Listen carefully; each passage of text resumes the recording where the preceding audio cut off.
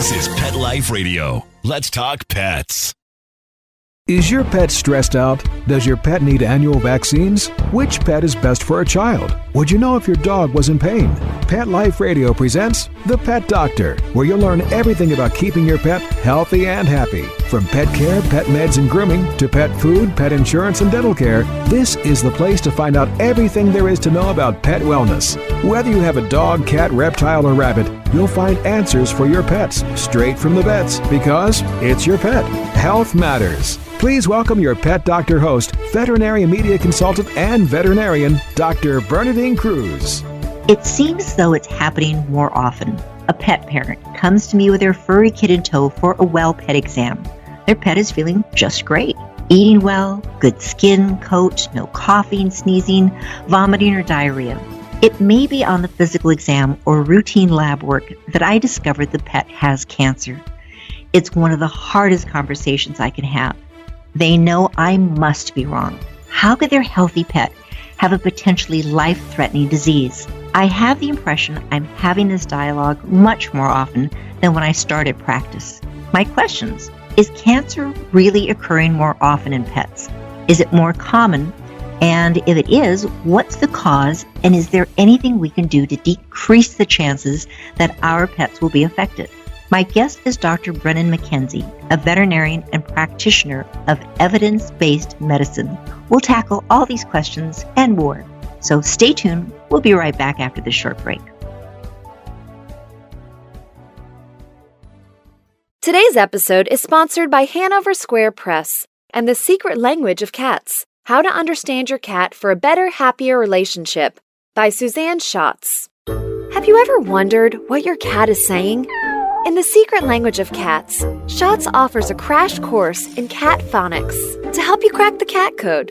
Perfect for the fans of The Lion in the Living Room and the inner life of animals. The Secret Language of Cats by Suzanne Schatz is available for purchase today.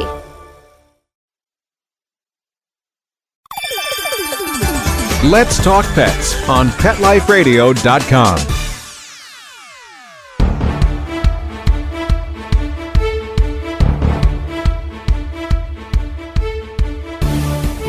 Dr. McKenzie, thank you very much. I've been reading your articles in some of our journals for quite a while now.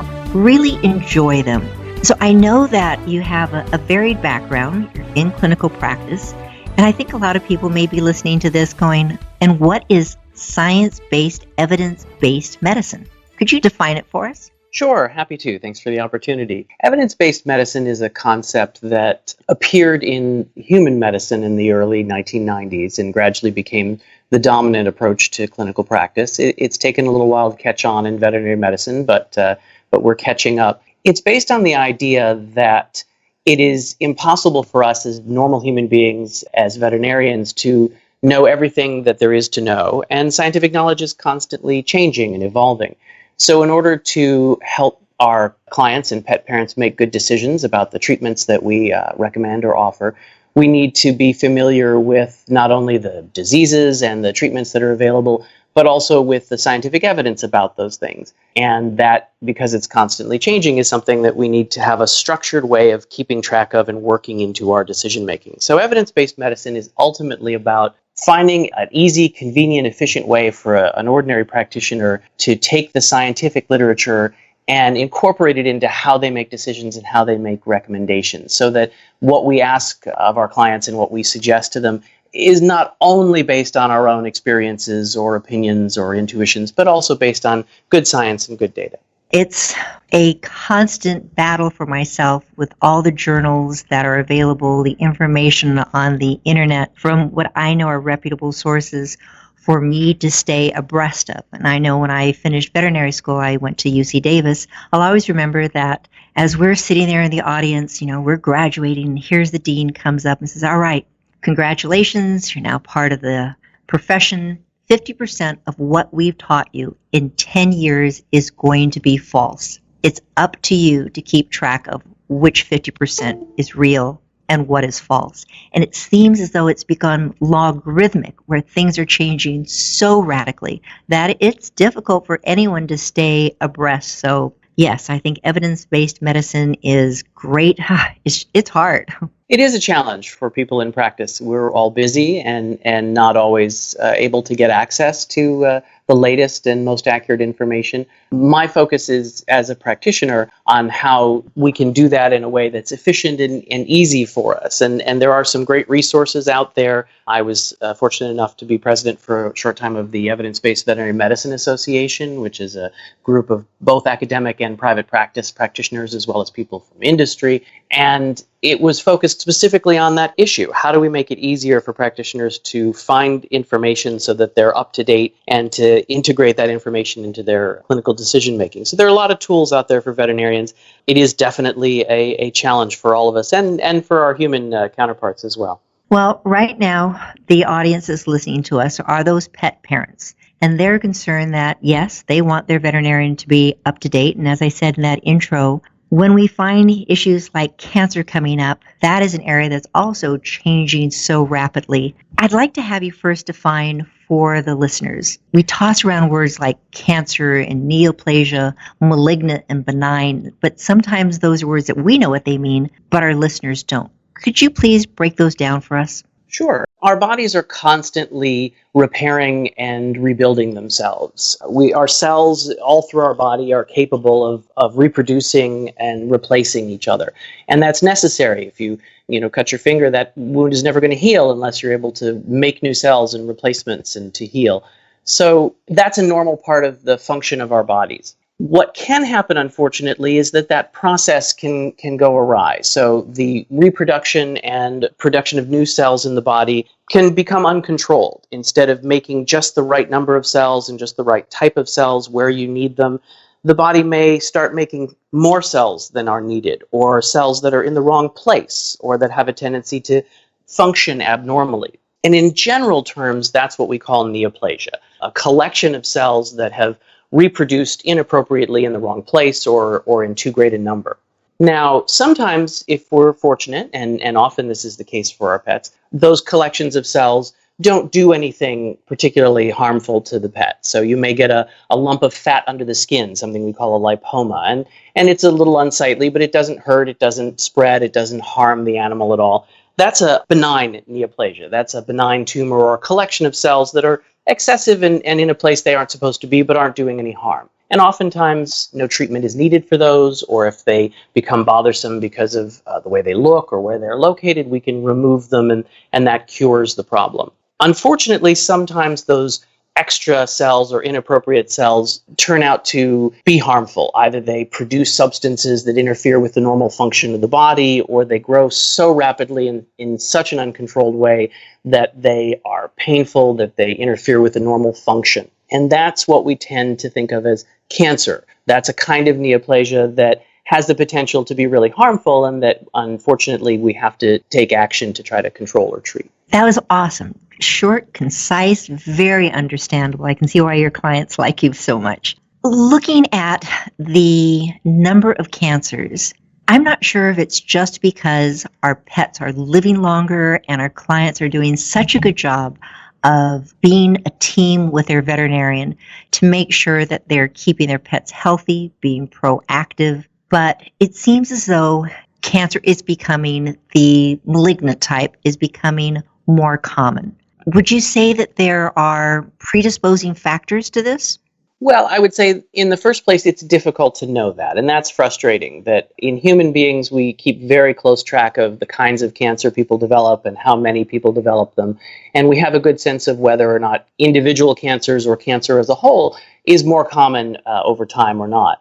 Actually, it seems from the best evidence we have in people that many cancers are becoming less common. The classic example is lung cancer, which is something that we can prevent by not smoking to a large extent, has become dramatically less common as people smoke less. Unfortunately, as veterinarians, we often don't have that kind of information. It's difficult to know for sure whether cancer is becoming more common in our patients or not. I will say that there are lots of predisposing factors to cancer, and it's frustrating as well for pet parents because we, of course, would like to know what the single cause is so that we can avoid that cause and make sure that cancer doesn't develop.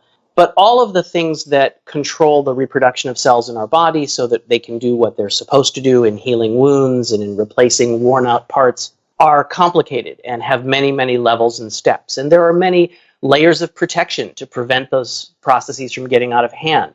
Our body goes through and identifies errors every time a cell is copied or reproduced and corrects those errors. Our immune system identifies cells that are reproducing inappropriately and destroys them for us before they become a cancer. So there are many, many layers at which that process is controlled. And that means that it takes a lot of different things to go wrong all at the same time for cancer to develop. Some of those things may be genetic. Our pets may be born with a tendency to make too many cells of one type or with a defect in one of the protective mechanisms of the body. Some of the risk factors may be environmental. As I mentioned, in humans, smoking is a classic example. Our pets may be exposed to things that increase the chances of a cancer developing. There are many different ways in which that system that protects us can go wrong. And Dr. McKenzie, yes. I want to just kind of interject. You were talking about smoking, and that smoking, yes, we know, causes cancer in people. But I was also reading someplace recently that people who smoke, if they have cats around in particular, they seem to be exquisitely sensitive, and they can develop cancer from their owners smoking. Yeah, so as I mentioned, it's difficult. To say that cancer is caused by smoking is a little bit off target. All right. It increases the risk. Obviously, There are people who can live 120 years and smoke every day and never get cancer, and sadly, True. there are people who do everything right and get it anyway. So I always try to emphasize with people, it's about things that increase or lower your risk, because we have a tendency to feel bad if our pets develop cancer because we feel like there must be some specific cause, and if we had just done something differently, that wouldn't have happened. And that's not really how cancer works. To your specific question, you're absolutely right. The risk that smoking can increase in cancer development, it does affect our pets as well as it does us. And there's some evidence that it may even be more of an effect on our pets because they're smaller and the relative size of their lungs compared to their body is different. And they may actually absorb more of the cancer-causing compounds in cigarette smoke than the people doing the smoking. So secondhand smoke certainly is a risk factor for cancer in our pets. And as people smoke less, fortunately, that's less of a concern for our dogs and cats also. Dr. McKenzie, on some of these risks, I know many of my clients are coming to me and they're now feeding grain-free because that's supposed to be much healthier. Or they're concerned about over-vaccinating their pets because vaccines are going to cause cancer. Or I'm recommending that we give certain medications to keep their pets free of internal parasites and things like heartworm, fleas. And they're really giving me some major pushback that, oh, no, doc, I can't do this because I don't want my pet to get cancer. Have you seen somewhat of a cause and effect of any of these factors and the prevalence of cancer? For most of them, there really is no evidence that they significantly increase cancer risk. It's certainly clear that there's nothing about grains in foods, for example, that should be a risk factor for cancer. And most of the arguments made to push that case are based on sort of really tenuous connections in laboratory studies of rodents that do things that are quite different from what we're doing in feeding grains as part of a balanced pet food to our pets. Most of the time, unfortunately, the risks are, I think, exaggerated, primarily because if we can identify specific things that we're doing as risk, then we feel in control. We feel like we could change those things and prevent cancer. And it's difficult to say to an owner of a dog or a cat, I think that the benefits of these things outweigh the risks, but I can't promise you that there is absolutely no risk at all. That's unsettling for people.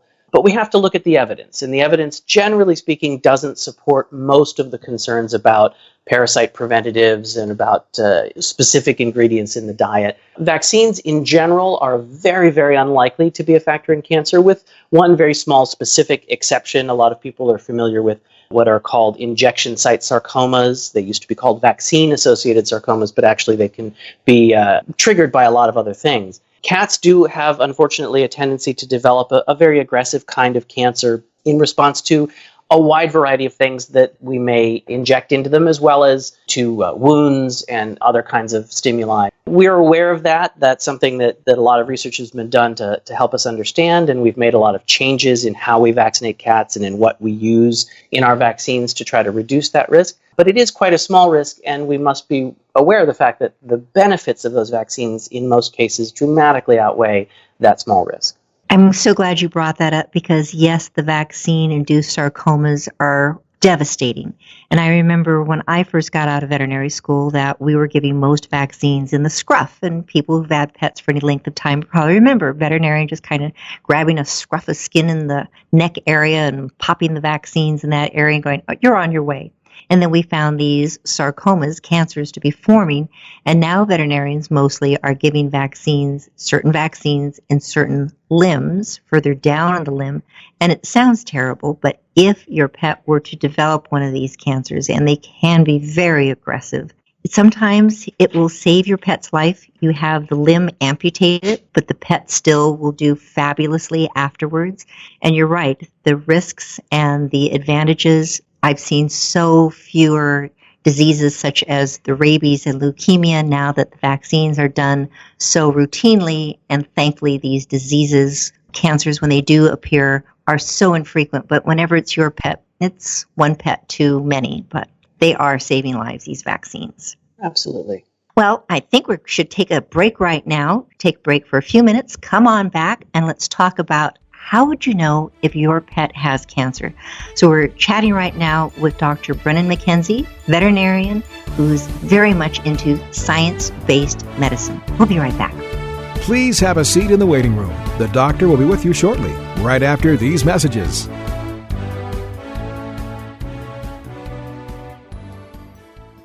Molly, here's your dinner. Zeus, that's not your food. Don't let that happen to your precious cat. Elevate your cat's eating experience with the Cat Tree Tray. The Cat Tree Tray keeps your cat's food off the floor and conveniently located on the cat tree. It's the perfect way to eat. It's a beautiful wrought iron tray that easily attaches to your cat tree and keeps dogs and other critters out of your cat's dish. A must for multi-pet households. There's a 6-inch tray for large bowls and a 4-inch tray for smaller bowls. Purchase your Cat Tree Tray today. Go right now to cattreetray.com. That's cattreetray.com. cattreetray.com.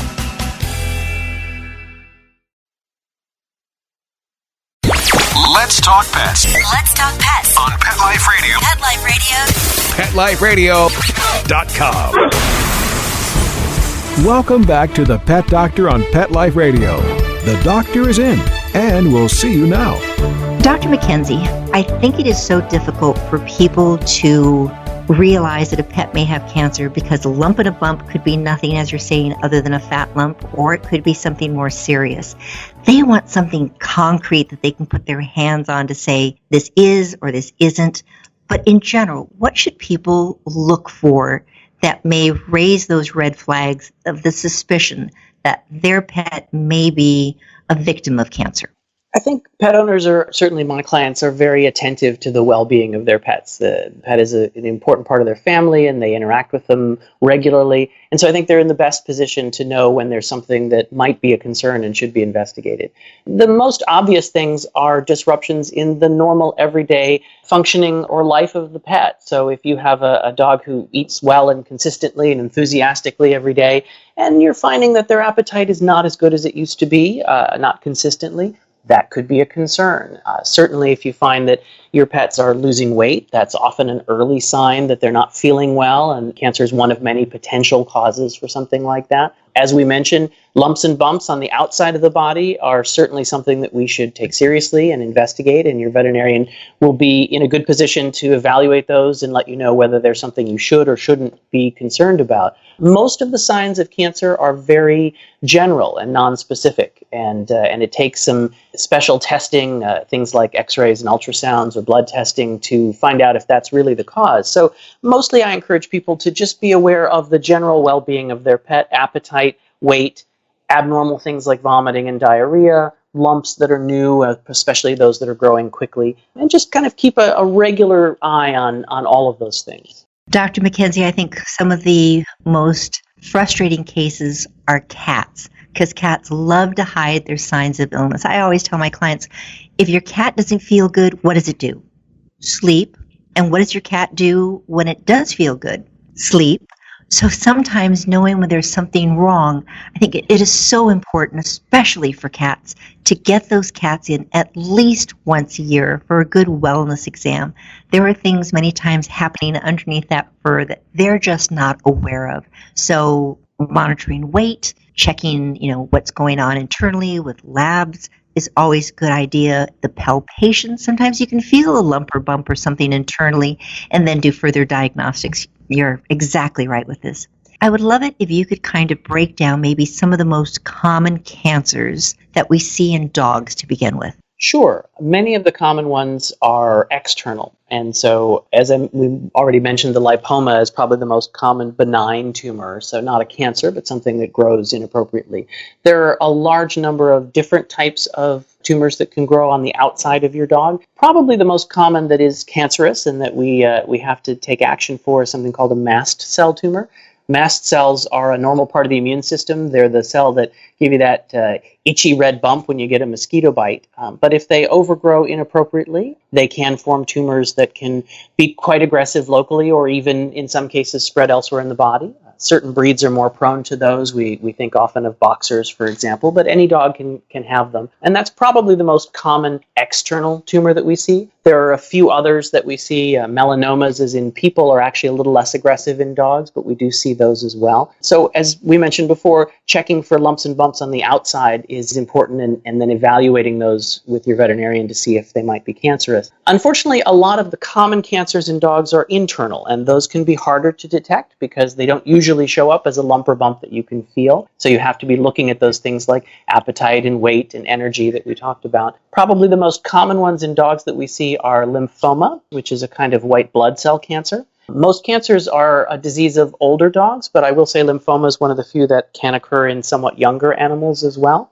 Sometimes you will feel large bumps or lymph nodes in different parts of the body, but oftentimes those are going to be internal and you may not know that they're there. And I think the other most common one that we see is something called hemangiosarcoma, which is unfortunately a very aggressive kind of cancer that often doesn't have any symptoms at all until it's reached a point where there's some internal bleeding, and then you may notice your dog feeling lethargic or having difficulty breathing. So that one can come on quite suddenly. There are many, many different kinds, but those are some of the more common. Hemangiosarcoma, you're so correct. It's one of the most devastating ones because yesterday, Doc, the dog was feeling great. This morning, maybe a little bit lethargic. Now, late in the afternoon, it seems pale, is having a hard time breathing. Its belly seems a little swollen. Brought in, we do our diagnostics, and we have free blood in the abdomen. And sadly, too commonly, it is this diagnosis. Sometimes surgery will help because it could be benign, but sadly it comes on way too often, too commonly. Golden Retrievers seems to be the most common breed that I see coming in. One of the things I think that I love to is I'm about to do a rectal exam, and everyone's now kind of puckering up right now going, "Why are you doing that, doctor? Everything is fine back there." Dogs have anal glands, those scent glands that sometimes when they get scared will be kind of like put a stinky smell all over your room or your car or wherever that pet just happened to be seated. And they can have issues with these cancerous masses that can form back there.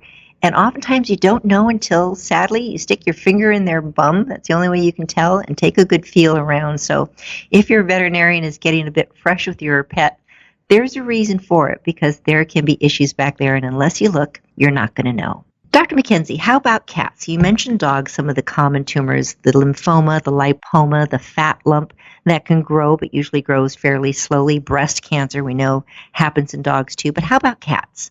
Well, the good news is that cats seem to be a little less susceptible to cancer than dogs. The evidence is, as I said, not as good as in people, but the numbers that we have are pretty consistent that cats are a little less likely to develop cancer. And that is good because, as you mentioned, it can be harder to tell that your cat's not feeling well. So sometimes we don't see things that do develop as early as we'd like. Again, external cancers, cats are prone to a few skin cancers. The most common that I see is in lightly colored or white cats. You will see something called a squamous cell carcinoma. It's a kind of skin cancer. Often it'll show up on their ears or on their nose. It's just like in people related to sun exposure, so more likely in outdoor cats. So we do see that. There are a few oral cancers. The squamous cell carcinoma is another one that can show up in the mouth, and so can something called melanoma. So sometimes if your cat's not eating well, if they seem to have pain in their mouth or they're drooling, those are reasons to have a good look in there and make sure that there's not some kind of a tumor or a growth. Internal cancers are also possible in cats. I think probably lymphoma is, again, the most common one that we see. It shows up a little differently than in dogs. Most commonly, it shows up in the intestines, and so often you may notice weight loss, vomiting, diarrhea. It's interesting because of the hairball phenomenon. Our cats tend to vomit up bits of hair periodically as part of their normal grooming process. I think we're a little bit too casual sometimes about vomiting in cats.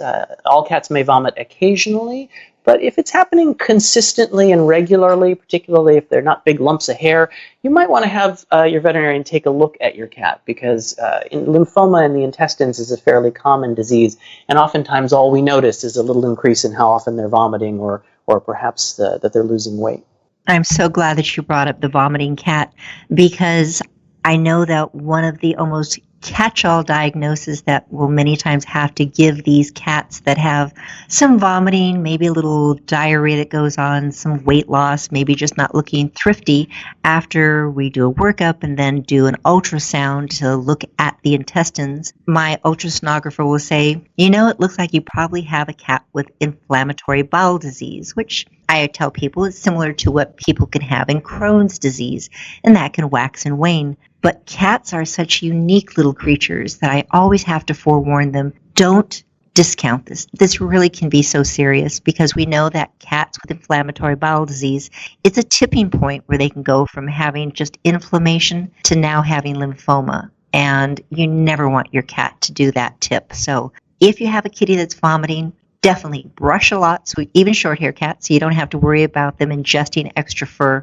But the most important thing is see your veterinarian, have it looked at to make sure it's not a condition that has to be controlled, that it's just a kitty that you think is vomiting. It can be more serious than that. With these various types of cancers, have you found that it seems to be more common in males or females in general? Cancer obviously is a very general term, and every specific cancer has its own unique pattern of risks. There are certainly some gender or sex differences in that. The most obvious is in breast cancer or mammary cancer. That's one that occurs almost exclusively in female dogs or cats who haven't been spayed. One of the main reasons why people recommend spaying routinely, because it's a very common and a very serious disease. There are obviously cancers that can only occur in males or females. Testicular cancer or prostate cancer is only going to occur in males, of course. Overall, there does seem to be a slight tendency for more cancers to occur in females than in males, especially in dogs. I don't think we know enough to be sure in cats yet. But you have to look at the specifics. It turns out that when we study cancer in dogs, a lot of those cancers occurring in the females are breast cancer. And if you look at populations of dogs, for example, in Europe, where they're often not spayed, that becomes the most common or one of the most common types of cancer. But if you look at populations, say, in the United States, where we're more often spaying our female dogs, that type of cancer largely disappears. And then that difference between males and females becomes a lot harder to find. So like most things, unfortunately, the devil's in the details, and it's hard to make generalizations about cancer risk between males and females. My clients are always asking, isn't there a blood test, doc, that we can do that will predict that a pet is going to be getting cancer or my pet does have cancer? They're always looking at some of these genetic tests that are now being promoted to pet owners, where they can take a little swab of the cheek lining, send those cells in, and they'll be able to say, oh, your pet has this genetic predisposition.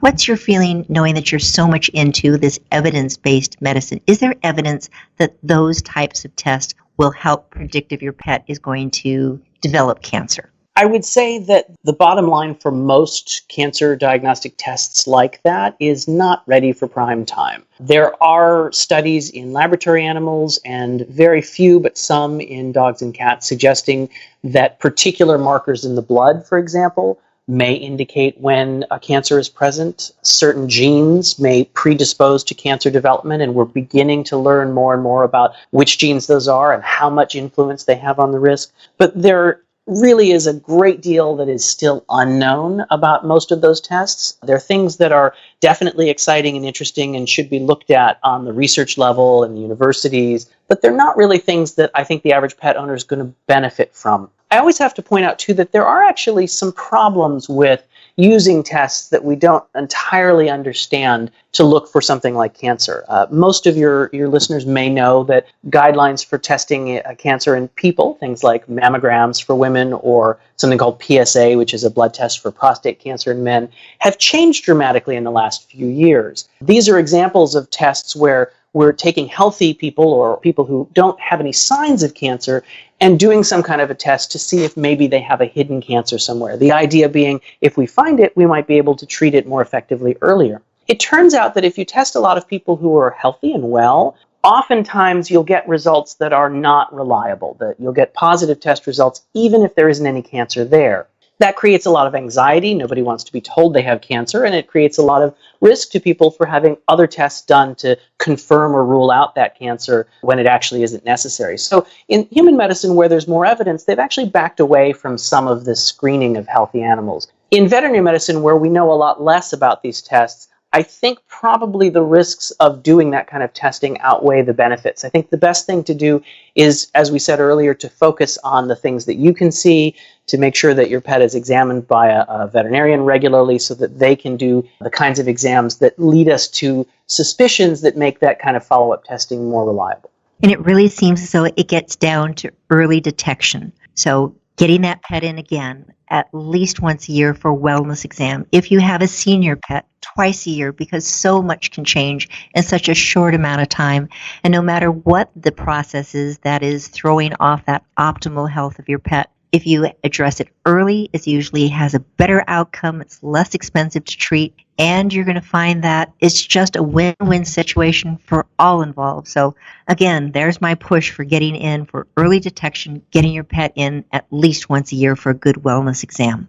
Dr. Brennan, with the desire to try to be as proactive as possible, yes, get your pet in, oftentimes people are saying, okay, is there a special diet that I can feed my pet? Should it be raw or homemade or these ketogenic diets that are out there or supplements? Is there something I can do? So what's your opinion, Dr. McKenzie? Sure. I think the most important thing that pet owners can do is to focus on what we do know, to focus on things that we have good evidence for. There's overwhelming evidence in every species ever looked at, including dogs, not again, unfortunately, in cats. Sorry, cat owners, we don't do as much research as we should in cats. That being overweight is a risk factor for many diseases, including cancer. And so the most important thing that a pet owner can do to reduce the risk for their pet is to make sure that they stay a healthy weight, to feed them appropriate amounts of food and a good quality food so that they stay a healthy weight. Other things, obviously, there are some infectious diseases that can trigger cancer. In humans, the excitement lately has been around the human papillomavirus. There's a vaccine for this virus now, and the virus causes almost all the cases of cervical cancer in women. So we may be able to dramatically reduce the risk of this cancer through vaccination. The same is true in some of our pets. In cats, for example, the feline leukemia vaccine, if your cat is potentially exposed to that virus, the virus can encourage the development of some kinds of cancer, and the vaccine can protect them against those. So following good, normal preventative health care and good husbandry is the most important thing you can do. Most of these other things, special ingredients in the diet, supplements, superfoods, things that you may hear about on the internet or in the media, are things for which there really is very little evidence. And there's not a reliable recommendation that we can make saying that these things will benefit your pet.